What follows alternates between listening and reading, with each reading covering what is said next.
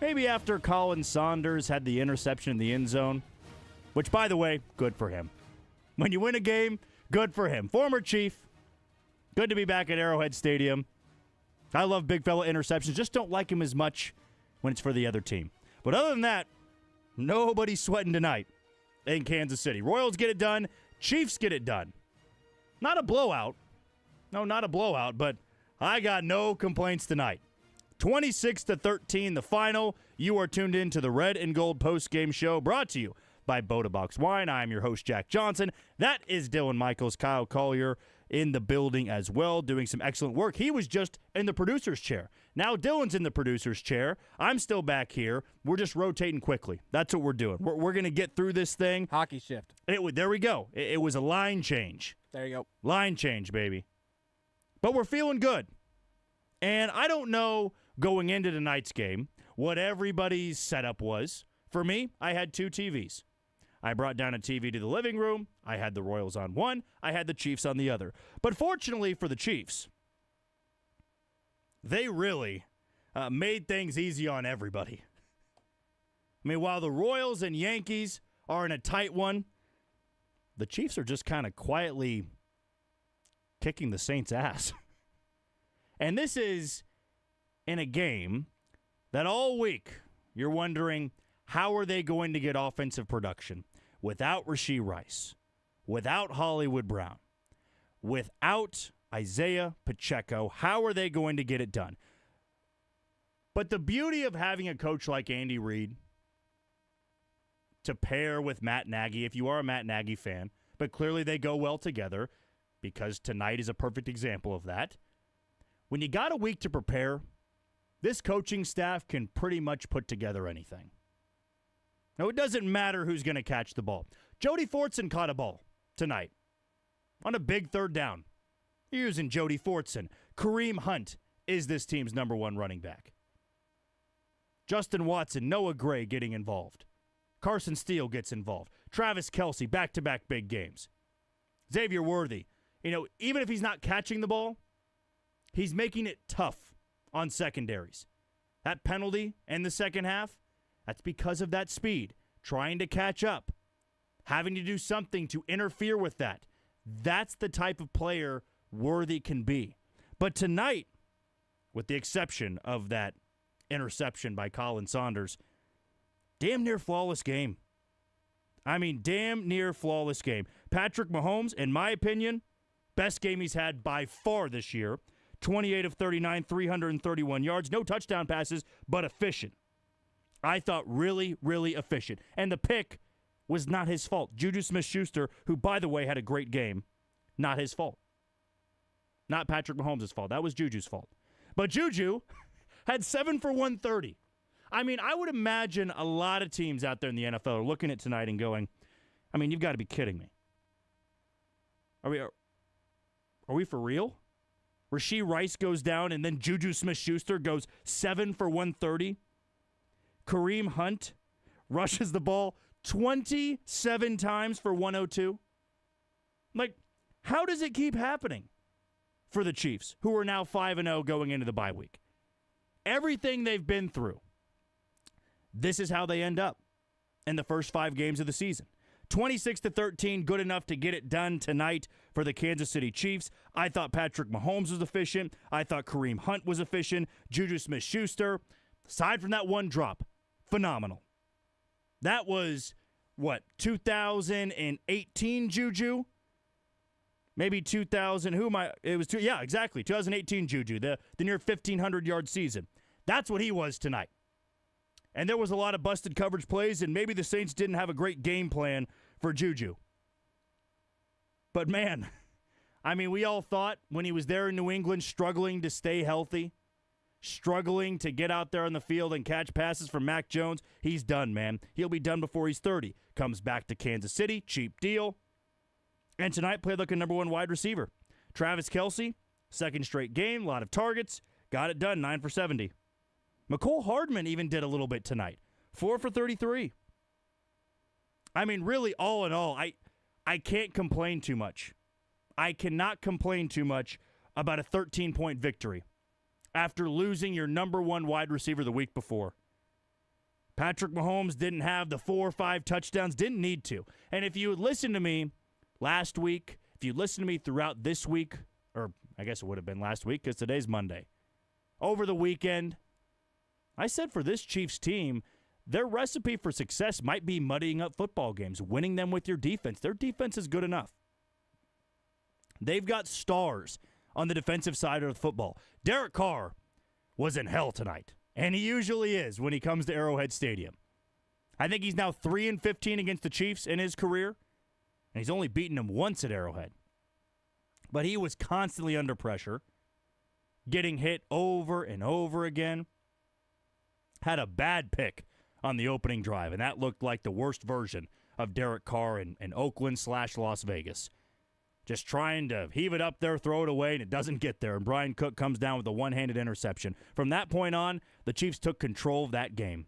And even though the Saints made it interesting, made it a 3-point game, what did Kansas City do right after that? Perfect drive. Chunk yardage. Juju gets a long catch and run, set it up for Xavier Worthy to have a handoff, scores it from 5-6 yards out. I mean, flawless. Great designs, and I think tonight might be the best you felt about this team all season long. Maybe since week 1 against Baltimore. That might have been the only other time. But to me, that feels good. To not have to sweat it out in the final 2 minutes. Chiefs got it done tonight. Royals got it done tonight. You know what? I'm going to open this up. Whatever you want to talk about, callers.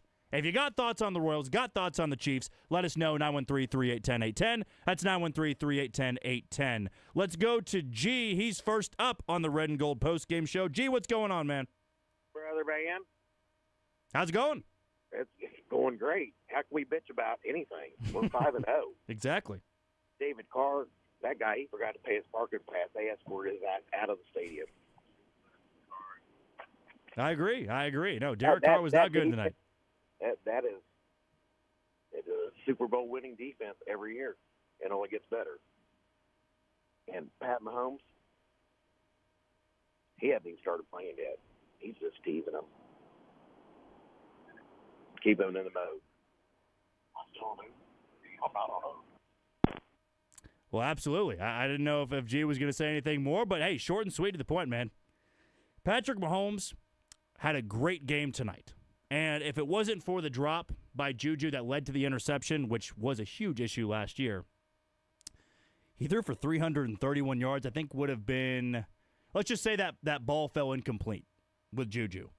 Would have finished with 331 yards, no touchdowns, no picks, but a completion percentage over 70%. Was a great game manager in that, and that sometimes can be seen as a slight. It's not tonight. They took care of the football. He got it to nearly everybody on that offense. And when you get Juju Smith-Schuster going 7 for 130, how are you going to criticize that performance in any way? I'm not going to, and I know G wasn't going to. That was an all-around great performance. 26-13, Chiefs win by 2 scores. Didn't have to sweat it out, and for a lot of people in the stadium, we heard the Let's Go Royals chants. They probably had an opportunity or two if the Wi-Fi held up to check the score of the game because the Chiefs were just dominating. Even though that game got to a 3-point deficit at one point, it just never really felt close. The Chiefs took care of business tonight. They're 5-0. As G said, you can't complain too much. You head into the bye week. After that, you're going to have a rematch in the Super Bowl with the San Francisco, or a rematch of the Super Bowl with the San Francisco 49ers in the Bay Area. We're going to go back to the phone lines, hear from Kyle. Kyle, what's going on, man? Hey, thank you for taking my call. 3 things. Number 1 is defense. Again, stepped up. This defense, I think, is number 1 again after 5 weeks. I'm going to say this. I think the defense is the number 1 defense in the NFL. I think it's going to be very, very, very tough for teams to play against our defense the way it is. Defensive line, secondary, all around, very well. Second thing is our offense looked improved tonight. Now, there were times where I was like, man, come on, guys, put the team away. And then after that interception, I'm like, oh, no. Is it going to be one of those other games where it's going to be, are we going to have to, bite our nails again? But I'm glad the Chiefs, after that interception, drove down the field and scored that touchdown to put the Saints away. So I thought the Chiefs, finally, after 4 weeks or after 5 weeks, they finally were able to put a team away, and I wasn't stressing in the fourth quarter. But that interception, I was stressing a little bit because I'm like, oh, no, is it going to be one of those close games again? But I'm just glad the Chiefs' offense turned it around after that interception. But I thought overall the offense, and I'll listen off the air, but I want to listen to your thoughts. Is the offense improved? It looks like Kelsey had another good game. Juju Smith-Schuster, good game even though he took the ball up in the air. But overall, I want to ask you, is this offense, so back to my original question, is the offense, is it improving? And I'll listen off the air. Thank you so much, and you guys have a great night. Hey, you too, Kyle. Thanks for the call as always. And I think this offense is going to be able to make its way through. And what you kind of hope for is Brett Veach doesn't need to make a move. And it's going to be tough because there are going to be tougher opponents down the road. There are going to be teams that they run into that they're not going to be able to move the ball as efficiently as they did tonight. That's just the reality of it. And also, let's be honest with ourselves. They're going to lose a football game. I mean, I would love to sit here and say 20-0, right? But we know it's going to happen because of all the injuries they've had. But to be at 5-0 right now and know that the offense isn't fully clicking yet, but have an obvious reason as to why, it's hard not to feel great. I mean, tonight, to your point, Kyle, and my answer to this is I think they're going to be very efficient with what they have because they've got the best play caller as their head coach. They've got a genius calling the plays. He knows how to get guys open. He knows how to get guys like Juju Smith-Schuster 7 for 130. And when all of the defense focuses in on Travis Kelce, he knows how to still get him 9 for 70. He knows that Kareem Hunt can give this team nearly 30 carries. And a lot of that is going to be credited to Kareem Hunt and this offensive line doing its job. But tonight, it was great to see a lot of the players that they brought in over the last few weeks and maybe the last few months step up in a big way because they had to. Tonight, the Chiefs could have won ugly. 10-7, 14-13. And you just don't feel good about the way the offense moved the ball, but they did because they had a full week to prep. And maybe the Yankees, I'm still focused on the ALDS and the first postgame show we did. But the Saints maybe didn't take that as seriously or thought that the Chiefs were just going to try to focus on getting Travis Kelce the ball or running the ball with Kareem Hunt, and they forgot about Juju. Or they were focused on Xavier Worthy and what he could do deep down the field. Now, all those things they just failed at with their game plan, and the Chiefs were able to really open it up. Patrick Mahomes looked good. And also, this defense, I think probably top 3 and the list of reasons why they are undefeated right now, being 5-0 going into the bye week. Their ability to shut down the run game has changed everything. And they've gone up against some elite running backs. This comes from our very own Curtis Seabald. Of course, you listen to him on the program with Seren Petro. Here's the totals for some of the star running backs they've faced. Derrick Henry went 13 for 46 in Week 1. Zach Moss went 12 for 34 in Week 2 for Cincinnati. Bijan Robinson went 16 for 31 for Atlanta. J.K. Dobbins went 14 for 32 for the Chargers. And Alvin Kamara tonight. We all know Alvin Kamara is the big piece. He's the star. He's the guy you want to slow down if you are playing the New Orleans Saints. 11 for 26. That's what Alvin Kamara gave the New Orleans Saints tonight, and you have to credit what that Chiefs defensive line did up front. Chris Jones is the game wrecker. Turk Wharton is having an incredible start to the season. George Karlaftis has the motor. You get Felix Enrique-Uzama in there for a few reps. Mike Dana does his job every single time he's out there on the field, at least for the most part. Mike Pinnell's a run stuffer. Malik Herring does his job. The linebacking core, Nick Bolton, after that Week 1 in which we talked about it, being a little bit of a struggle out there for him, he's been nails in the 4 games following that. really good job. The secondary, we were worried about the number 2 cornerback. Jalen Watson's been fine. This defense is coming into shape quicker than they have in most years under Steve Spagnuolo. Typically, you see them start to hit their stride in week 8, week 9, week 10, and they get a couple of bad opponents on the schedule and they beat up on them.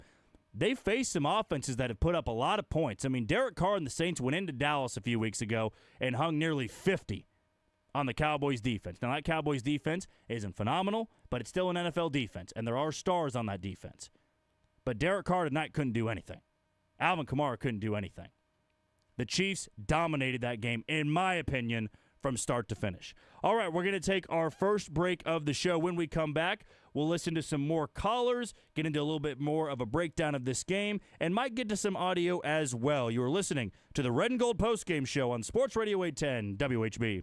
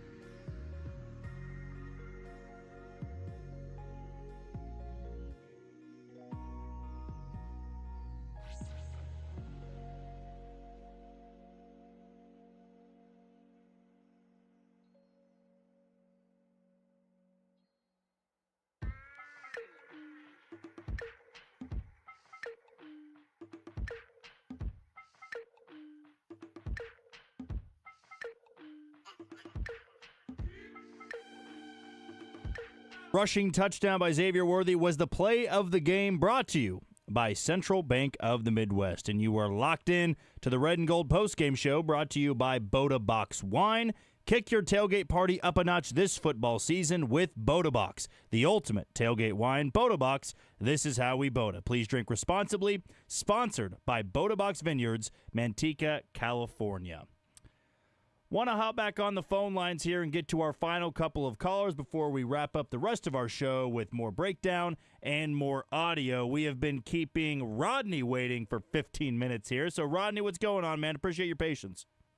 Oh, no problem. Thank you for taking my call. Of course. I got a couple of points here. I think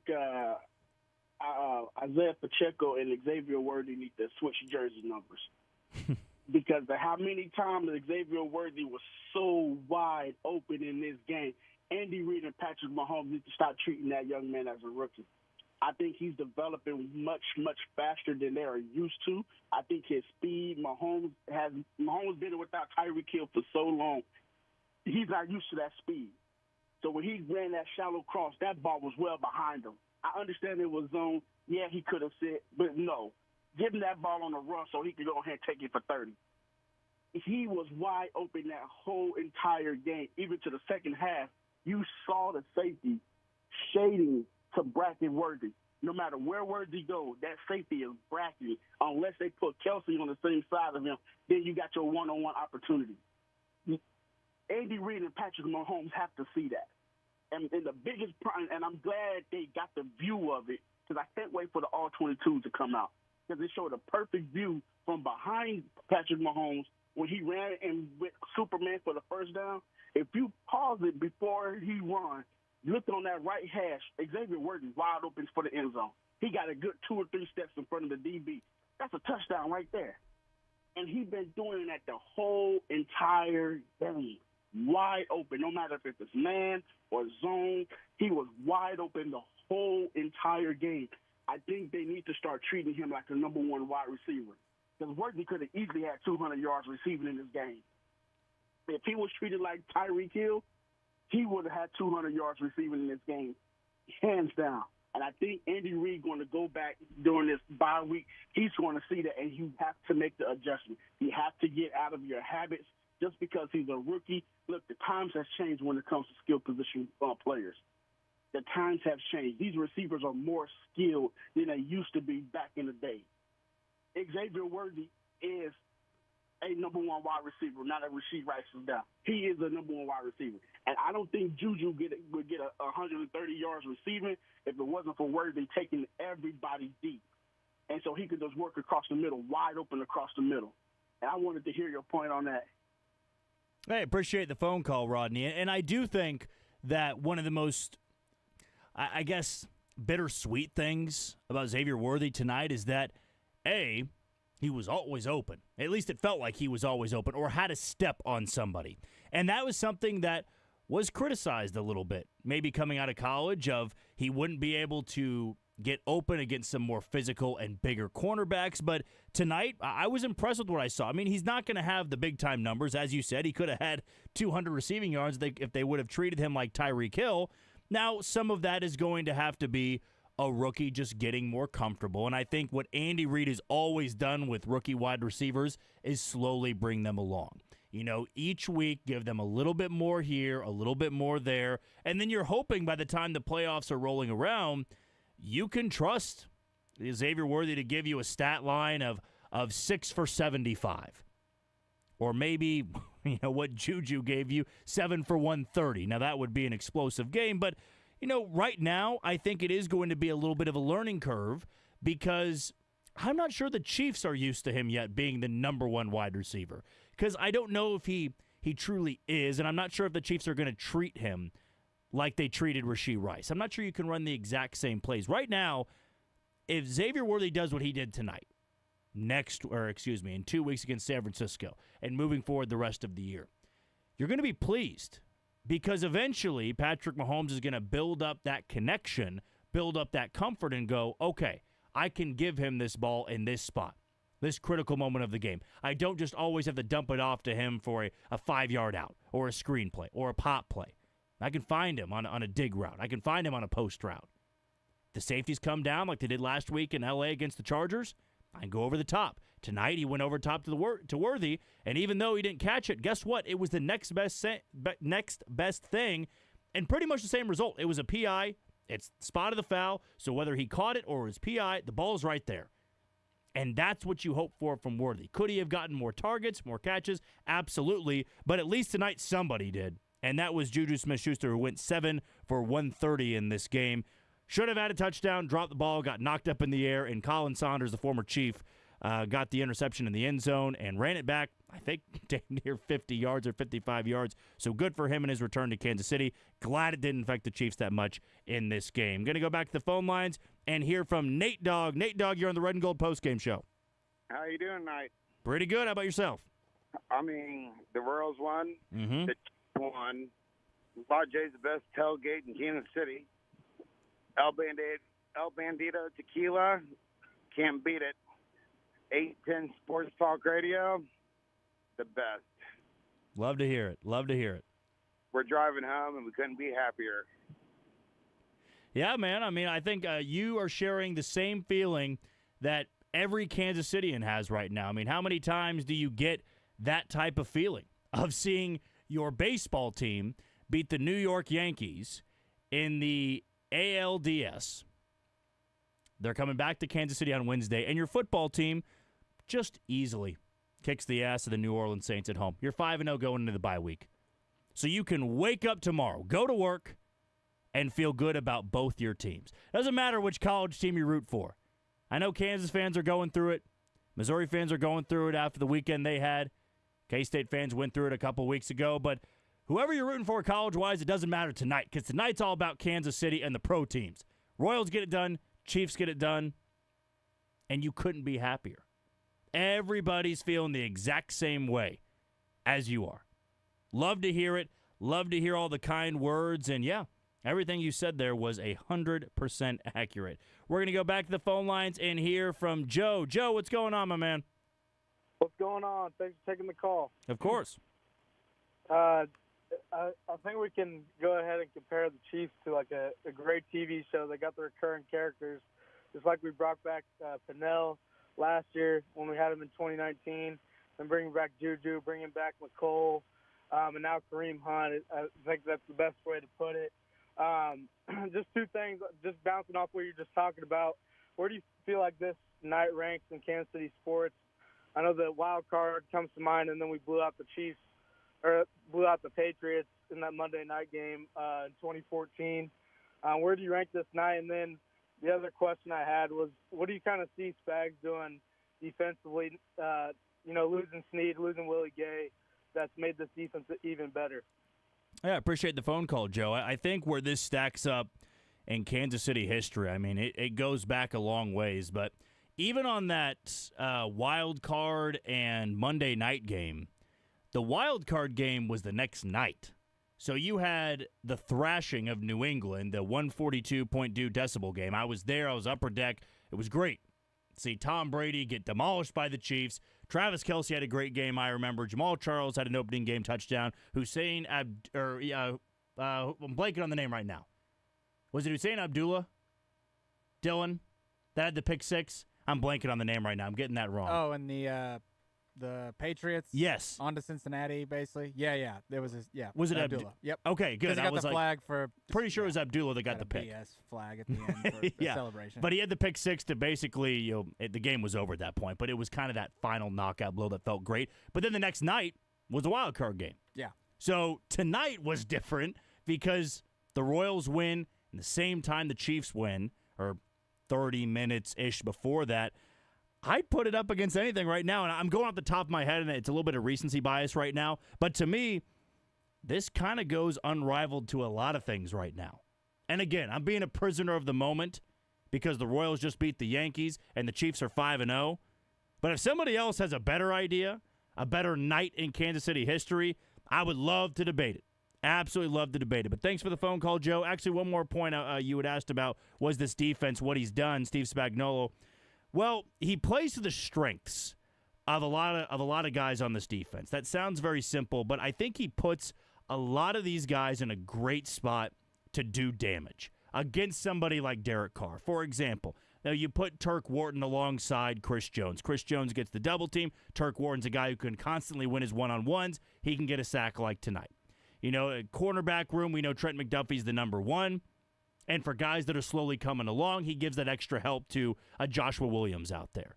Or he gives a little extra help when Jaden Hicks is out there, because you got Justin Reed right next to you. Linebacking core, there are times that Nick Bolton's there to help out Leo Chenal and vice versa. You know, there's just a great cohesiveness with this defense. And a big part of it, too, is they're all comfortable with each other. I remember when Bob Sutton had just been fired, Spags had come in, and the first couple weeks it was a learning curve. Frank Clark was there. Tyrann Mathieu was there. Tyrann Mathieu also had his return to Arrowhead Stadium tonight. But it took that defense a little bit because they were all unfamiliar with each other. And then once they got going, the defense was great. But this group has played together for so many years now, and there's a lot of talent too, and they just pair well. Steve Spagnuolo knows all these guys so well and knows what spots to put them in, and that's why I think this defense has been so good, not just last year, but in the first 5 games this year, and I expect them to only get better as this season rolls on after the bye week. Okay, let's wrap up our phone calls with Dan in KCK. Dan, what's going on? Hey, Jack, how you doing? Great game by the Chiefs. Yeah, Kareem Hunt with 102 yards and a touchdown, and Xavier with a touchdown. The Chiefs just got to work on the red zone, you know. They would have blown out the Saints by 30, 43 to 13. How about those Royals, Jack, 1-1? We're going to take the Yankees in 4 games, and Chiefs just got to work on the bye week when they go to the 49ers. Just take care of the red zone. Let's take care of business with the Royals and the Yankees. 4 games, 3 games to 1. Take care, Jack. Appreciate it. Always love the enthusiasm from Dan. All right, we're going to take another break here on the Red and Gold Postgame Show. And again, it is brought to you by Boda Box Wine. Kick your tailgate party up a notch this football season with Boda Box, the ultimate tailgate wine. Boda Box, this is how we Boda. Please drink responsibly. Sponsored by Boda Box Vineyards, Manteca, California. We'll take a quick break, come back with some audio next on Sports Radio 810 WHB.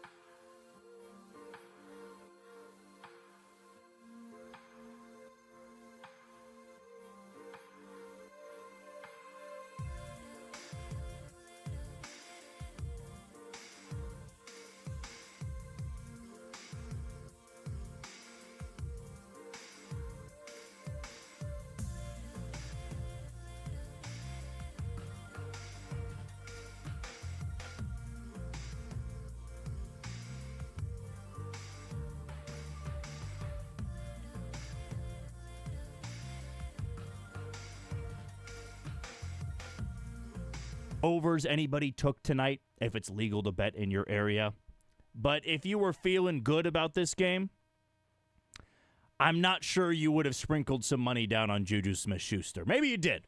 Maybe you felt like because Rice was out and there was going to be focus on Kelsey and Xavier Worthy that Juju was going to have a big game. But you'd be lying if you thought that he would have anywhere close to the final stat line that he had in this game. He was targeted 8 times, 7 catches for 130, had that long of 50 in the fourth quarter that set up basically the nail-in-the-coffin touchdown, the 3-yard rush from Xavier Worthy, which we heard from a little bit earlier on in the show. But he was great. And who knew that only 5 games into the year, you would get a performance like this from Juju, who many thought was kind of done in the league, was cooked after his time in New England, couldn't stay healthy, came into Kansas City on a cheap deal because of the injury to Hollywood Brown. He had only 1 target in the Baltimore game. He had 3 targets in the game against Atlanta, had the touchdown, but was only 2 for 17, and then explodes, absolutely explodes tonight for 130 yards receiving. Again, we're going to hear from him shortly. He was great. Kareem Hunt was great, who you also heard on the sweet play of the game. 27 carries. You heard that right. 27 carries from Kareem Hunt, who wasn't on an NFL roster 3 weeks ago. And again, I tie this into the Juju deal. Whatever expectation you had for Juju coming in on the cheap deal, he might have just exceeded it on this game alone. Kareem Hunt, I thought going in, and Pete Sweeney and I talked about this on the Arrowhead Pride radio show, which also will be coming your way tomorrow, 6 to 7. We had said that, you just can't expect a guy like him to come in and be the number 1 running back and dominate. And some of the questions we got from the mailbag actually turned out to be damn good questions of, could he be a comeback player of the year type? Could he be somebody that really ignites this offense? And now, I absolutely believe he can. 14 for 69 against the Chargers, 27 for 102 against the Saints tonight. He runs hard. And you know what's the most important part of his game, which Carson Steele has yet to perfect, and a lot of running backs out there have yet to perfect? He hangs on to the football. He doesn't fumble. No matter how he gets hit, no matter who's trying to punch it out, he just doesn't cough it up. And now you can dream a little bit about what this running back room can look like when Pacheco comes back. You've got a serious 1-2 punch with Pacheco and Hunt. And we are going to be hearing from Kareem Hunt a little bit later on in the show tonight. But Hunt, Juju, and Kelsey, they were the guys. They were the guys that had big-time contributions and a 26-13 win over the New Orleans Saints. Patrick Mahomes, I thought, had his most efficient game.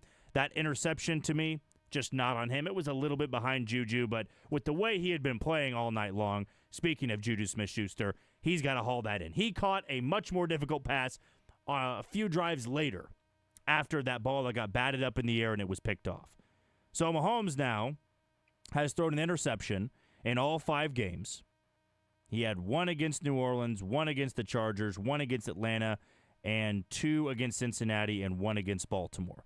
So you add all that up, that's 6, and he's only got 6 touchdowns as well. So 6 touchdowns, 6 picks. This was the first time he went over 300 yards on the season. This was also his best completion percentage in the first 5 games at 71.8. Maybe this is a sign of things to come. Opening up the offense a little bit more, attacking the defenses a little bit differently. But if I would have told you in August, Patrick Mahomes would have a quarterback rating of 89.7, 6 touchdowns, 6 picks, and he would be averaging 226 passing yards per game, how many wins do you think you would give the Chiefs? I call out a lot of people, but I would say you would be lying if you had them at 5-0. But here they are. 5-0 with wins over Baltimore, with wins over Cincinnati, with wins over a good Atlanta team, have an AFC West win in the Chargers, and now they've beat New Orleans. We're going to go now to the podium and hear from Juju Smith-Schuster of the Kansas City Chiefs. Wow, it's been a minute since I've been back up here. It's pretty cool. Well, you talked about that, You're back here for the first time with 30 yards receiving today. Just how great did it feel to have that productive of a day today? Yeah, I mean, first thing I have to give it up to the man above. Without him and my faith in him, and he's been guiding me through all this. And coming back here is a place I'm very familiar with. Playing with a great quarterback that I've had chemistry in the past. Playing under Andy Reid and the guys on the field, from my tight ends, O-lines, running backs, receiver. This is a team sport. It takes all 11 guys, for us to make one play happen. And yeah. Your last one of your game was with Kansas City 2 years ago. What is it about Andy Reid and this offense that allows you to thrive today?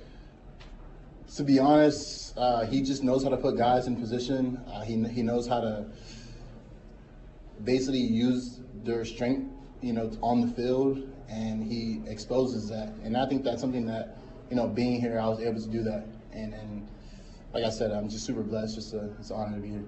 How much we hear it all the time about next man up mentality, but given your veteran status, given you've been here before, and the circumstances, were you already in mind that this was going to be your opportunity? So after I got released, I, kind of just waited patiently. When Andy Reid called, he told me, we got, we put you in a little package deal. And even just that, coming back to a place like here, it's, I was, okay with that. I was okay just being, the leader in the room. I was okay with just, being the raw guy that try to help, our young guys to get right. And yeah, you're right. I think when the opportunity presents itself, I want to step up. I love like the adversity. I love being down. I love the doubts. I've always, bet on myself. I came here on a 1-year deal, bet on myself, and it worked out for me. So coming back here was kind of like a no-brainer. And, when I love the pressure my teammates they put on me, it helps me make me a better person. What's it like when those moments when you do get released and you sign with a new team? Does that light a fire under you when one team decides to move on? Yeah, I'm sure my teammates are texting me from my old team, like, congratulations and all that. So, but yeah, I mean, things happen, right? Some places are not fit for certain people, and, some places are fit for some people. I had a great time over there, great organization. I give it all up to them. But yeah, it's what's the process like when you get here as far as, I know you're only a year and a half since you've been here, but still they've integrated new stuff in their offense. What's the process of getting up to speed? Man, just studying.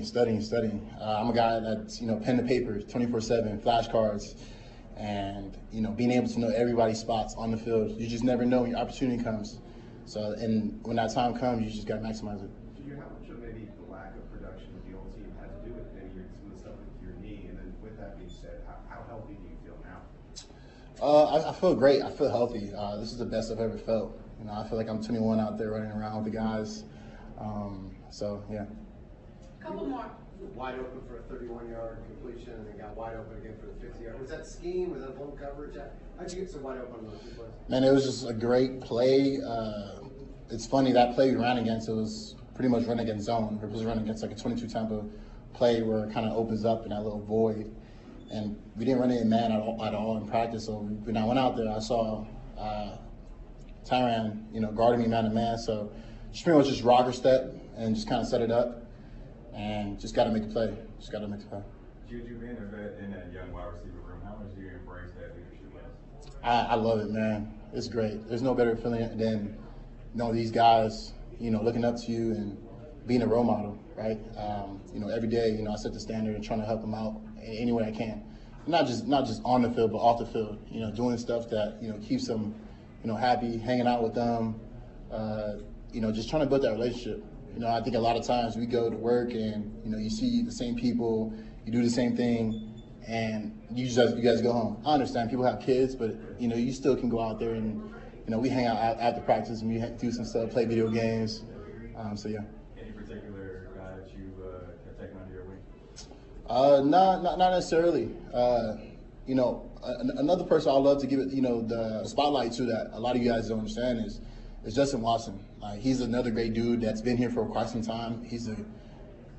When I got here, he was kind of like the guy that I was kind of like leaning on the most, just because, coming back, obviously I'm familiar with the place, but, coming back to see new faces and coming back to a guy like him, he's a great leader too. He leads our room as well. So don't give it all up to me, man. He's a guy, too, that helps out here a lot. Last three, we're going to start here in the front, man. Juju, it seems like Travis probably does that lateral like he did to Samaje today once a game in practice. Yeah, it's crazy. Have you been on the receiving end of that? And I just know that, like, you just never know when that's going to come. And it's like a video game because, and I had a question, like, who gets the yards and who gets the, so he gets the catch, but does he get the yards? He gets a catch at 5 yards and Samaje gets 5. And that's a receiving or rushing for him? Receiving. Yeah. Wow, that's pretty cool. I didn't know that. I need to start being behind Trav. I need to get more. I need to get more yards. I mean, with Rasheed out this week, how did practice change for you? Did you see more reps with the ones? What was practice? How was practice different this week compared to getting ready for the Chargers? Man, it was just more reps. You know, a lot of guys have a lot more reps. As you guys see, you know, we had a lot of guys out there. You know, Miko out there doing work. You know, Worthy, Sky, all those guys. You know, just putting in, you know, the work. And you know, we got Jody back, so that's pretty cool. More tight ends. You know, it's pretty cool getting the guys band. So I say the band back together. We got Kareem Hunt coming back. You know, so it's pretty cool to see all that. But yeah, just more reps. You know, and whatever I get, you know, I'm happy. I'm grateful. If the ball comes to me, it comes to me. If it doesn't, I got to block. And that's just the way I live my life, you know. So just being patient, and when that time comes, just make your play. Last one, Todd. Juju, you guys obviously had a great vibe in the locker room when you won the Super Bowl a couple years ago when you were here. You feel that same kind of vibe here now, even though there's a bunch of different people? Yeah. Man, I'm telling you, there's no place like this, man. Like what we have here is so special. Like, it's unreal. Like, from the workers in the cafeteria to the workers in our locker room, like the janitors. Like, I was eating breakfast this morning at Chick-fil-A, and I saw the janitor, like, just saying what's up to him, like, you know, random, and just like connection we have. It's just everyone around the building is just so much like that. That chemistry is there, and it's not just on the football field, right? Like, we talk about guys, you know, yes, we're winning, we're 5-0, but a lot of people don't know behind closed doors, like, that chemistry is so strong, and it's unbelievable. Thank you, everyone. Thanks, Juju. Thank you, guys. And that was Juju Smith-Schuster at the podium talking about the Chiefs' 26-13 win over the New Orleans Saints. And that's been the Locker Room Report, brought to you by Twin Peaks. The Chiefs Locker Room Report is brought to you by Twin Peaks. No one does football like Twin Peaks. Whatever your preference, they have everything from tequila cocktails and an extensive bourbon category to top shelf spirits and cocktails served over ice balls. Local craft beers and handcrafted whiskey cocktails round out an adventurous drink menu, second to none. And don't forget about their 29-degree man-sized drafts at Twin Peaks. Next person we're going to hear from here is the leading rusher for the Kansas City Chiefs in Kareem Hunt, 27 for 102 and a touchdown in this game in his return to Arrowhead Stadium. Here is Kareem Hunt.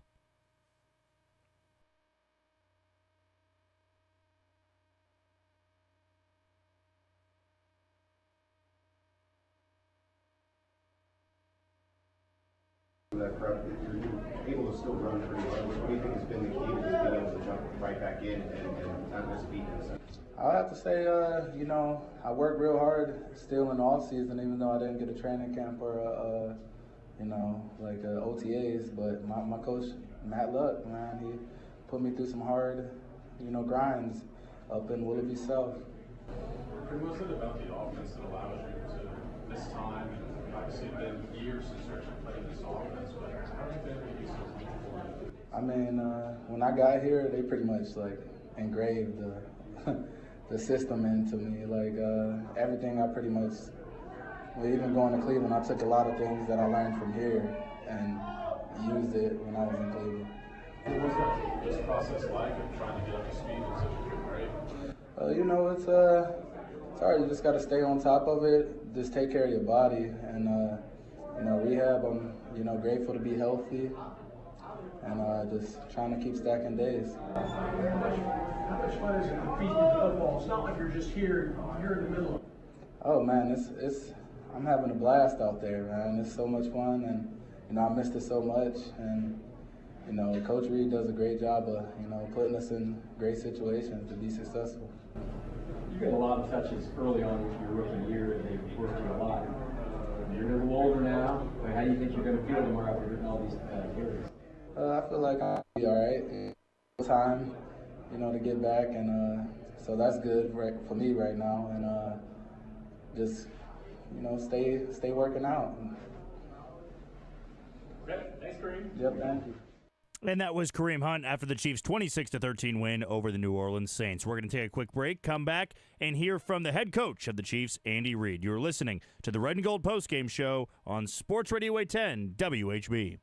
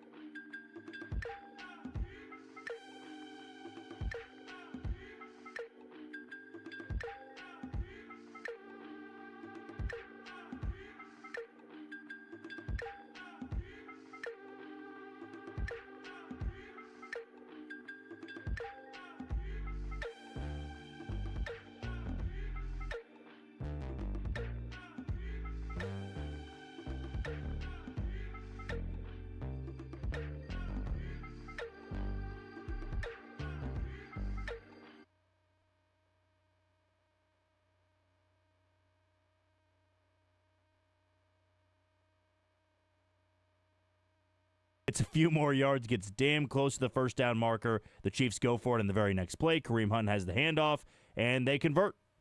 And none of that is set up without that lateral from Travis Kelce. Andy Reid also had the chance to talk about adversity and closing out games tonight. Didn't think there was one issue with that. It was a 3-point game after the interception that led to a touchdown pass to Foster Moreau for the Saints. And then, or I believe it was Foster Moreau, if I remember correctly. At least I was coming into the studio at that point in time. But it was 16-13, 3-point game. What did the Chiefs do? Immediately respond with a great scoring drive. 50-yard catch and run by Juju Smith-Schuster. Set up an eventual 3-yard rushing touchdown by Xavier Worthy. What did Andy Reid have to say about his team's ability to close out those tight games late? Yeah, listen, I've got good coaches that work on all that stuff and make sure we're good. We handle the situation. Then during training camp, we spend a lot of time doing that, and we try to review during the season as we go. And so, is there something that'll get by you? Sure, but we try to limit that the best way we can. And I give the credit to the coaches, though, for making sure they have everything covered. In the context of all the adversity you guys have faced with injuries and key players, just how proud are you of you guys for being able to find ways to enter the bye week undefeated? Yeah, so these guys, you get tired of me saying it, but they don't flinch on all that stuff. They just, the next guy up and he goes. And so I'm proud of them for that. There's an attitude in the locker room that those guys, it has to start with that group there. And they just know that they like that. I mean, every single game that they'd been in up to this point felt like it came down to the wire. Team needed to have a big stop, needed to have a big drive. They were able to get it done. But tonight, they took care of business early on in the fourth quarter where it didn't really matter in the final 5 minutes. Defense made plays, forced some turnovers on downs, put it in for 6, converted on field goals. You extend that game a little bit longer or extend that lead a little bit longer in the game, and you feel good about it. Tonight, that was the perfect execution in the fourth quarter. Didn't have to sweat about too much late in that game. And the last thing Andy Reid had a chance to touch on was Juju Smith-Schuster and his performance tonight. Yeah, Juju's a good football player. I mean, he's been a good football player for a long time. So, and he had the one down in the end zone that got tipped, and he felt terrible about that. Then he comes back with 2 huge ones, and he's a pro and does a great job of that. you can tell that Juju is a pro and Patrick Mahomes is a pro and Andy Reid's a pro in this whole situation, because after that bad play that resulted in an interception and eventually resulted in 7 points for the New Orleans Saints, what happens on the next drive? They go back to him twice, and he has the 50-yard catch and run to set up the touchdown to put the Chiefs ahead comfortably for good. That's what this team does. That's what this coaching staff does, and that's why for that game up in the broadcast booth. But that has been Andy Reid. We bring you him every single Red and Gold postgame show, and the Red and Gold postgame show is brought to you by Boda Box Wine. Kick your tailgate party up a notch this football season with Boda Box, the ultimate tailgate wine. Boda Box is the premium boxed wine that wins with wine critics. Boda Box, this is how we Boda. Please drink responsibly. Sponsored by Boda Box Vineyards, Manteca, California. We're going to take a quick break. When we come back, we'll hear from the quarterback of the Kansas City Chiefs and Patrick Mahomes. He's on deck on the Red and Gold postgame show on Sports Radio 810 WHB.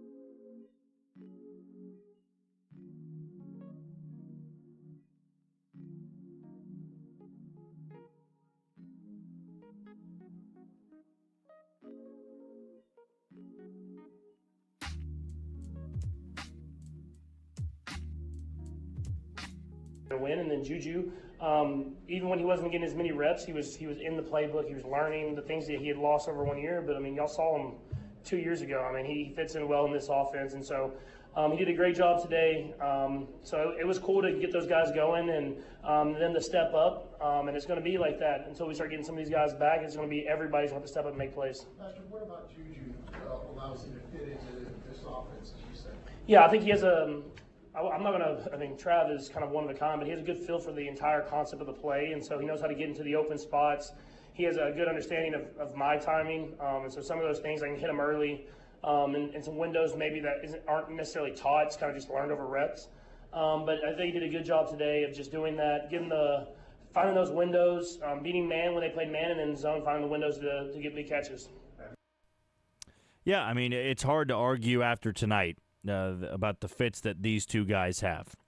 I mean, who would have thought in Week 5 that Kareem Hunt would be the leading rusher for Kansas City and Juju Smith-Schuster would be the leading receiver in a 13-point victory over the New Orleans Saints? Certainly wouldn't have been me, but the reality is those two guys really balled out when the Chiefs needed them to most. After the injury to Rashee Rice, they find out that he's not going to be playing the rest of the season, or at least is not expected to play for the remaining parts of the season. So you need other guys to step up. Kareem Hunt certainly did that, and so did Juju Smith-Schuster. Patrick Mahomes also had a chance to talk about Travis Kelce and that lateral that set up a pivotal 4th and 1 early on in the game, which they did convert. But what did number 15 have to think about number 87's lateral? I mean, I'm shaking my head because I told him before the play, I said, I'm going to throw it to you so you get in field goal range. And he underhand shoveled it across the entire field. So, I mean, it's like I'm talking to like Sterling. So that's Travis, man. He's a special player, and as long as he does it and it works, man, no one's going to say anything. So, surprise, surprise, Patrick Mahomes kind of has to play the dad for Travis Kelce in this offense of, hey, here's what you need to do. Don't screw anything up. Don't do anything too crazy. We're going to try to get enough here so Harrison Butker can kick the field goal, and we can walk away with this drive, at least with 3 points. And Travis Kelce had other ideas in mind. I'm going to catch the ball. I'm going to run left. I'm going to lateral it to Samaje Perine, who I think may be there, and we're going to set ourselves up to continue this drive. And that's exactly what he did. But I'm sure Patrick Mahomes won't have an issue with it as long as Travis Kelce doesn't turn it over. If it works like that 9 out of 10 times, he's going to be satisfied with it. If it fails that one time, I'm sure he's going to tell him to never do that again. Mahomes also had the chance to talk about the Royals winning in New York and going back to Kansas City for their first playoff game at Kauffman Stadium in 9 years, the last one being Game 2 of the World Series in 2015 against the Mets. So here's what Patrick Mahomes had to say about the Royals returning to town soon. 100%. I was trying not to be. I really wanted to focus on the game and then look after and maybe get like a scoreboard kind of shot of it. And they gave us a couple of those, but like you could feel that stuff was going good. And there was kind of a lull there, kind of I think towards the end of the game. And I was like, they're not showing it the score. The Yankees came back, but no, the Royals picked it up and got the win. And it was extremely exciting to see that. The fan base, because I mean, obviously we know that the fans at Arrowhead are going to be loud and ruckus and be really into the game. But I haven't got to experience that stadium in Kauffman, sold out playoffs and that stuff, and so it was cool to see that kind of combine. Will you go Wednesday? That's the plan. I got to it's bye week, so Brittany's vacation and me getting to the Royals game will feud for sure. You know, what you love about Patrick Mahomes is not only is he a generational talent. You know, if he was just, I said, kick your feet up, drink a beer, that'd be my plan. But what is Patrick Mahomes expecting to do with his week off? It's not going to be a lot of relaxation. It's going to be, one, I'm going to work on my own stuff. I have stuff I need to work out. And then I'll be home with my kids. So that's going to be a lot of running around in itself. And then hopefully get to go to at least one of the Royals games during this bye week, so it's gonna be a lot of fun. We're not going anywhere like exotic or crazy, but it'll be good to kind of get some family time. Family man Patrick Mahomes gonna have a little bit of downtime, but also do a lot of work stuff he wants to work on, and maybe catch a Royals game or two because they are back to Kauffman Stadium Wednesday and Thursday against the New York Yankees. He also had a chance to talk about some of his former teammates that were on that Saints defense. Colin Saunders getting the interception. Tyrann Mathieu also in the secondary for that Saints defense. He looked bad on that one 50-yard catch and run by Juju Smith-Schuster. He just fell down. It was a good route by Juju, but maybe not that good where it would result in Tyrann Mathieu slipping on the play. But he did have a chance to talk about those two guys and what they meant to Kansas City and what he thought about playing against them in this 26-13 game on Monday Night Football. Yeah, we talked. I mean, he's I said if it had to be one person, the fact that it was Colin was probably the best person in the NFL that could have got an interception off me. It's just such a good guy, man. One of the best teammates I've ever had. I mean, truly is. Just smile on his face every single day. And it really just loved not only football, but just the part of the locker room, which I think is really cool. And so I'm super happy for him that he had a good game and that he's done a good job of having his career go on. But yeah, it was cool seeing Willie. It was cool seeing Tyrann. All those guys, man. I mean, it's cool to see those guys because they did so much for this organization, and now they're going off and doing stuff for others. Yeah, and Willie Gay, too. I forgot to mention him, but I had the chance to, or Patrick Mahomes had the chance to talk to him likely before the game in this one. But Colin Saunders getting the interception in the end zone. He also made a great play in tackling Travis Kelce on that little pitch play they always try to do near the end zone. He was fired up after that. And at first I'm going, man, who is that guy that's going crazy after stuffing Travis Kelce in a spot where the Chiefs are still dominating the game? And they zoomed in a little bit. Didn't know that was Colin Saunders' number. And there he is, right place, right time. As I said to kick off the show, I love big guys getting interceptions or try to return fumbles. It makes the sport great. And you know what? He's always been nimble. I remember when he got drafted. What stood out about him? He could do a backflip. He was doing I don't know the exact terminology for a cheerleader, but when you can do kind of the cartwheel into the backflip, he could do that. He is an incredibly nimble fella. He's athletic, he's springy, and he can move. Man, he took that ball 40-ish yards before he got brought down. But as Patrick Mahomes said, maybe the best guy to get an interception off him in this league. He was very happy for him because he was one of the best teammates that he ever had. Speaking of his current teammates, he also had the chance to talk about Kareem Hunt and his touchdown and what the running back room was able to provide tonight, which was a lot of Kareem Hunt. Yeah, no, it was extremely exciting. I mean, he deserved it. I mean, he's playing hard. I mean, and for someone that didn't have training camp to have that amount of carries and catches and not only that, I mean, the pass protection and being able to pick up blitzes, I mean, that's stuff that goes under the radar, and he's done a great job of that stuff. And so it's going to be real tough whenever you get Pacheco back and you have Kareem, Pacheco, Steele, Cloud. I mean, Veach has done a great job of adding to that room, P-Run, and so we'll be able to run the football, and then hopefully the play-action game gets even better. Yeah, I've said this for the last 3 weeks now with the running back room. If you can just give an Isaiah Pacheco stat line every single week, I'm not going to complain too much. And whether that be one guy having the bulk of the carries or three guys, dividing them up, I really don't care. And tonight, it was Kareem Hunt giving the Isaiah Pacheco stat line, 27 for 102 in the game, 39 for 139, only averaged 3.6 yards per carry, but when you have a 100-yard rusher, that likely means you did a good enough job running the football. Kudos to Kareem Hunt, who also had a touchdown in his return to Arrowhead Stadium. Mahomes also had the chance to talk about situational football in preparation, and especially now, preparing every single week without key players in that offense. I think it comes with preparation and experience. Preparation, Coach Reid. Until they take on the Tampa Bay Buccaneers on Monday Night Football on November 4th. So still 2 more games to go in October. 2 road games, Niners and the Las Vegas Raiders.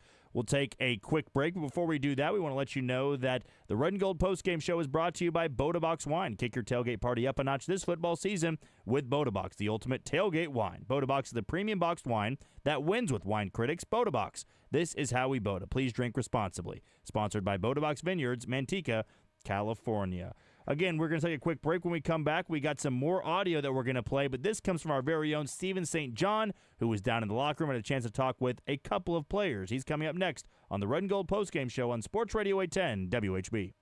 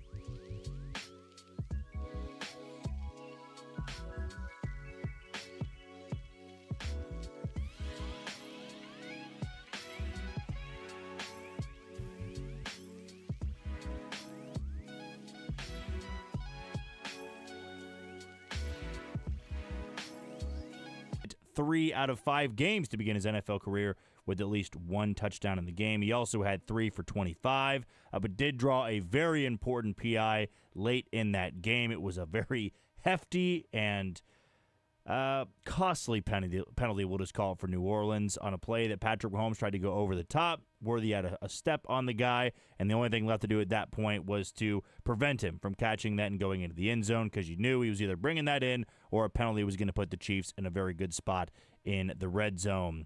Steven St. John also had the chance, along with other media members, to talk with Trey Smith. Here is what the offensive lineman had to say after the Chiefs' 13-point victory.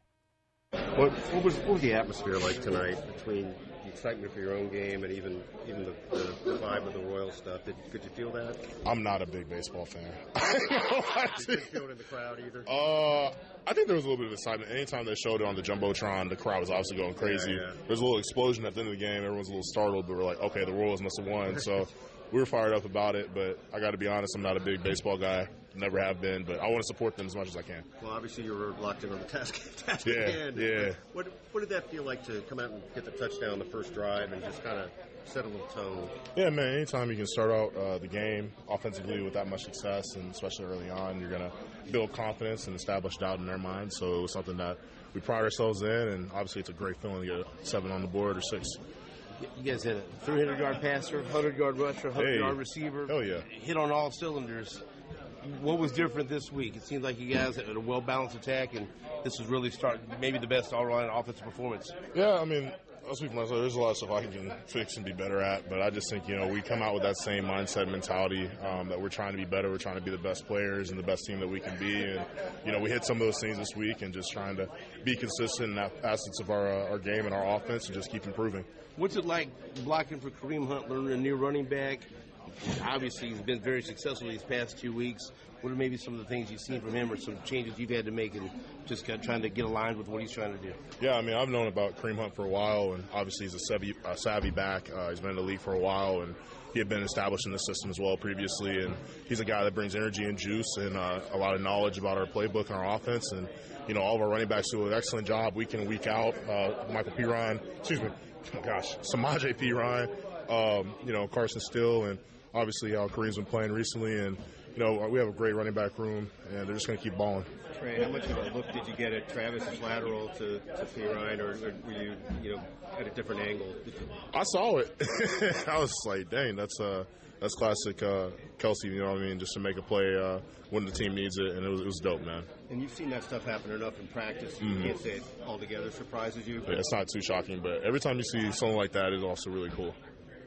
What are your plans for the bye week? Try not to get fat, eat real good, get some cardio in at some point, and watch my Vols play, bouncing back from Arkansas. We're going to go against Florida this week. It's going to be a good one, How hard is it not to get fat? Give me some tips. It's hard, man. Yeah. It's hard not to. What's the biggest temptation? Sweets.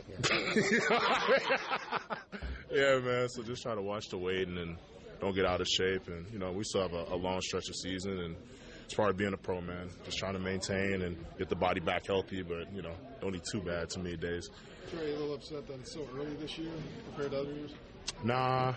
I mean, you would like it to be a little bit later, but, we're going to work with the cards that we're dealt, and at the end of the day, we just have to be pros about it. And, it could be week 2, deal with it. We just have to be ready, and when that stretch comes, we'll be ready, and we're just thankful for the time we have off, but we're obviously motivated, and mentally we're looking forward into the future. And lastly, I do want to hear from Nick Bolton. That was Trey Smith with our very own Steven St. John. And Steven St. John also had the chance to talk with the former Missouri Tiger, Nick Bolton, who I believe has been really, really good in the last 4 weeks and a big part of that Chiefs defense. Here is Nick Bolton. Yeah, he's keeping it real. We were 30th in defense and the run defense. So that's something we wanted to prove upon. I think in the last few matchups, heading into this bye week, I think we did a great job of doing that. Carr made it a point to try to go deep on you guys. Yeah. The secondary held firm. Just what was it about keeping Carr really contained as well too? Yeah, man. I think early in the game we were 3-man rushing, so gave him a few extra seconds. Then we started doing a lot of 4-man rushes and kind of helped that out a little bit. But our secondary, man, they've been blowing up when we need them the most. A lot of single high out there today, and they handled up. 5-0 going into the bye week, man. This has got to be a good feeling. Yeah, man, it's a great feeling, man. There's a lot of football left to be played. Where we want to be after 5-0, that's not going to be good enough. So we have to get back to the drawing board, work a little bit, start figuring out things we can get better at, get ready for this next one.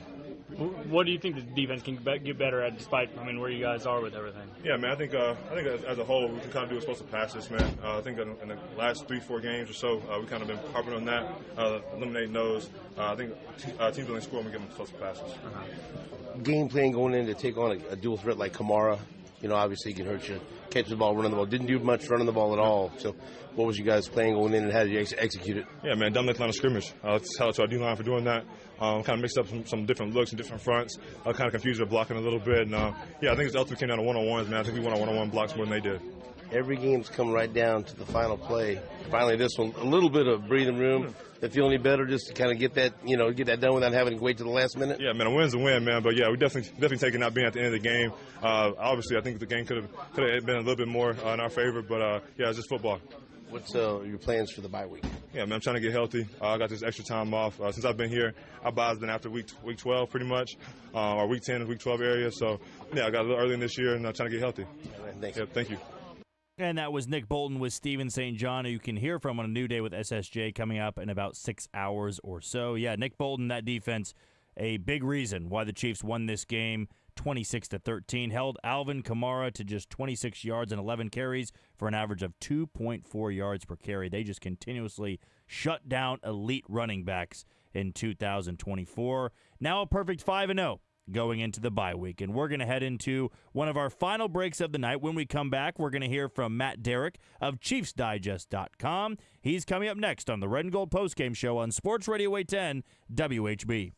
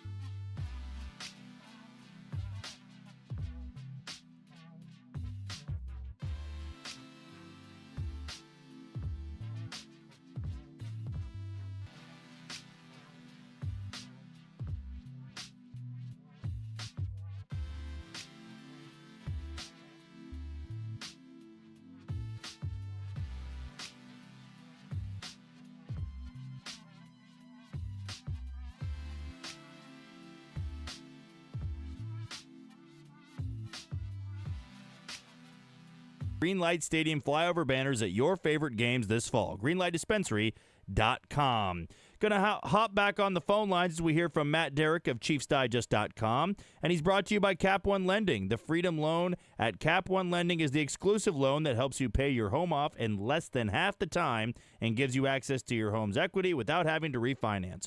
Go to CapOneLending.com. So, Matt, first things first. Where does tonight rank in Kansas City sports history with the Royals winning a playoff game in Yankee Stadium and the Chiefs moving to 5-0 after their Monday Night Football win against the Saints? Oh, wow, that is a good question. I mean, it'll probably be influenced a little bit for me about what happens after tonight. Because hey, if the Royals make a deep playoff run, hey, I'm still thinking World Series here. And the Chiefs win a Super Bowl. Hey, this night might not even be the best night of the season. There could be another one down the road. But it's a pretty cool night. I mean, and the atmosphere in Arrowhead when you could hear the "Let's Go Royals" chants was fantastic. The crowd, the Chiefs didn't even put the final score up on the scoreboard. The fans just knew because they were falling around. And so after we were in the press box and watching the game, and when the Royals got the final out, and it was not very long after that before the crowd started just cheering randomly. And I know that there was a few times that players on both teams were probably trying to figure out why is the crowd going crazy. But that just made the atmosphere tonight even more amazing. I mean, it was an incredible night here at Arrowhead. So let's go to the football part of this and how this offense performed. I know to a lot of people outside of Kansas City, you might have had the expectation of, hey, they're down too many guys now. They're playing a Saints team that has shown before they can put up a lot of points. I'm not taking the Chiefs in this game. But to me, Matt, this might have been one of the most efficient games they've had. You know, the turnover they had in the second half, it's on Juju Smith-Schuster. He just knocked the ball up in the air. He's got to catch that. It wasn't like it was a bad throw from Patrick Mahomes, a little bit behind him. But overall, when you talk about efficiency, they ran the ball well. Kareem Hunt had over 100 yards. Juju Smith-Schuster went 7 for 130. Patrick Mahomes had a 72% completion percentage. And, Travis Kelce had another big game. So offensively, I think that's about as efficient as you could get considering all the injuries they've gone through in the first 5 weeks of the season. What say you? Well, when you factor that in, and when you conclude, and also factor in the fact that your leading receiver and your leading running back tonight weren't even on this team in August. Much less, Kareem's only been here a couple of weeks now. It really does seem to be just kind of an amazing kind of set of circumstances that this offense has been able to get themselves in. There's some good and bad. I mean, it's incredible that they're able to be as productive as they are despite the losses that they've suffered, leaning on guys who haven't been here that long. At the same time, I think you wish you were getting more production from the guys who have been here for a while. That's been a little bit frustrating. But I think you make a great point as far as, the efficiency. I mean, the team puts up 460 yards tonight. That's a really good offensive day. I think if you factor out the last couple of kneel downs, I think they were around 6 yards a play. That's an efficient night. Really, the only quibbles I think you could have offensively would be you'd like to be a little bit more efficient on third down, and obviously you'd like to be a lot more efficient in the red zone. But other than that, this, I think, was a good step forward for this offense. There's more work to be done. But I think this was obviously their most complete performance of the week offensively. And to me, it was kind of a building on the second half against the Chargers last week, because I think that they did a lot of the same things well that they were doing in the second half a week ago, and just kind of moved it another step forward tonight. So, Matt, I need you to explain something to me involving Kareem Hunt. How does this guy go from not being on an NFL roster 3 weeks ago to carrying the ball 27 times in a primetime game? This turnaround has been remarkable. I never once thought that Kareem Hunt in this offense would be getting damn near 30 carries in a football game. Yeah, that's kind of crazy. I mean, I did not see that workload coming. I know talking to Kareem this week, he said he was ready for it, that if he ended up getting a game like this, that he was okay with that. And maybe Andy Reid felt like with the bye week coming, it was a good opportunity to just kind of maybe accelerate the process of getting the rust knocked off of him and building his stamina. He's probably going to be sore tomorrow, as Andy Reid would like to say, but the time off should certainly help him. But the amazing thing to me is just how good he has looked these last couple of weeks, and especially in the first half tonight. I think he did get worn down a little bit. I think there was a little bit of a attrition for him in the second half, but I think you're seeing a healthy Kareem Hunt and what he can do. And the last sighting of him last season, kind of fighting through that hernia and that sports hernia and everything. I mean, he admitted. I mean, he's just like, he really got his way through it. And a lot of players probably would have shut themselves down and had the surgery and not play through it. But he was trying to help his team, and and that's another reason why Kareem Hunt's the guy that he is. I mean, he is tough. He's going to try and do those things. But he probably didn't put himself in the best situation last year trying to play through the injury. Now, he says that he feels so much better than he does a year ago. He feels like he's faster and stronger. And I think you're seeing the results in the field. We're talking with Matt Derrick of ChiefsDigest.com on the Red and Gold Postgame Show. Well, Matt, it was another week with this Chiefs defense shutting down an elite rusher, and Alvin Kamara, of course, one of the best pass-catching running backs. But on the ground tonight, 2.4 yards per carry, just 26 yards on 11 carries. How does this Chiefs defense, week in and week out, shut down all these elite rushers? What are they doing so well that is preventing those offenses from getting one of their main guys going? Yeah, I mean, it's notable to me because a lot of teams around the league are having some success running the football. And honestly, look at the running backs that the Chiefs have faced in the first 4 or 5 weeks now. I mean, they've all had success running the football against teams that aren't Kansas City Chiefs. And it's not like the Chiefs are doing anything special defensively. They're not, putting 7-8 guys in the box trying to stop the run. I mean, they're stopping the run as just a byproduct of them running their defense. And, I think a big part of it obviously starts in the middle because, Chris Jones is playing incredibly disruptive football right now. And that helps because if you got Chris Jones blowing up essentially what it seems like every single play, your run plays are not going to go very far if you're losing at the point of contact there in the middle every single time, and that's what Chris Jones is doing. But he's also getting a lot of help. Mike Pennell is playing really well. Tershawn Wharton is playing really well at that spot. So, you get that, and then how else do you stop the run? Well, you need your middle linebacker playing well. And Nick Bolton seems to be playing better and better every single week. Had a great night tonight, led this team with tackles, made a couple of big plays. I mean, that combination right there will help stop a lot of running games. And we haven't even gotten into the fact that, teams aren't getting to the second level, third level. So it's not even like you have to worry about your safeties. Your safeties can play pretty good too, but they also got a couple of corners, obviously, that play the run, play physical. I mean, that's what I think is most remarkable is just that this defense is not going out trying to stop the run. They're just stopping it by doing what they do. Now, Matt, it's hard to be complaining or upset about 5-0 going into the bye week, even with all the injuries the Chiefs have suffered. But if there is one or a few things that is concerning you, despite those injuries, we know that's kind of at the top of the list for Kansas City, but on the field playing-wise, what are some things that are concerning you even after this 5-0 start? I mean, especially looking at tonight, the red zone efficiency has just been hurting this team all season. I mean, they probably had a couple of games earlier on that obviously didn't have to be as close as they were had they been able to just maybe convert one red zone opportunity. Tonight, 2 of 7 in the red zone. Yikes. I mean, that's just not what a high-efficiency, high-powered offense, should be doing. And if you're putting up 460 yards of offense and your quarterback's throwing for 330 and you got a running back going over 100 yards, how do you go 2 of 7? I mean, obviously the turnover is one play, but, and I think there's maybe an argument to be said that a couple of times that the Chiefs got too cute in the red zone, and maybe that hurt them. Then again, they scored on the cute play, so it can go both ways. But that's what this team it needs to get over the hump. I mean, it needs to figure that out, and they've only had Kareem Hunt here for 2 weeks. That's how I think they get through it, because at some point I think you're just going to have to accept, hey, you get down inside the 5, just pound away with Kareem Hunt, because I think he's going to be able to get you into the end zone a lot more than the Chiefs were getting maybe the first 3 weeks of the season.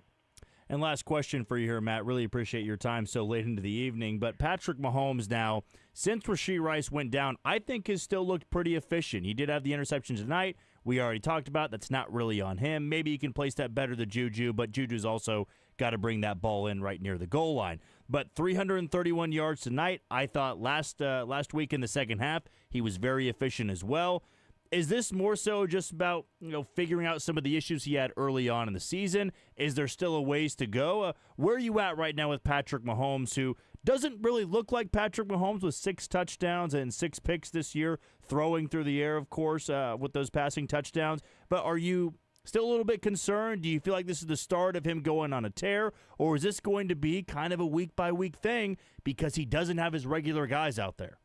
I mean, that's the catch, that it really could be. I mean, we could see this being kind of hot and cold just because he doesn't have the weapons that he thought he was going to have and the Chiefs thought he was going to have. I mean, you take 2 guys out like Rashee Rice and Hollywood Brown, I mean, it's going to affect things.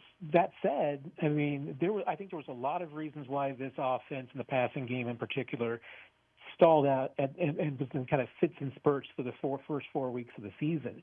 But I think there was one thing in particular that was in Patrick Mahomes' control, and that was simply being comfortable and playing with authority. And I think we saw that start to come about a little bit in the second half against the Chargers last week. I mean, really started taking off, I think, with the throw to Worthy at the end of the first half for the touchdown. But then I think we just saw the extension of it this week. I think, you saw the ball coming out with a lot more zip from Mahomes than it had been. I think a lot quicker in some circumstances. He was staying in the pocket longer than he had been. He had some plays tonight, that kind of went both ways. I mean, there were times that the offensive line was giving him some protection. There were times that they didn't. But I think you saw him kind of just staying in there, trying to make things happen.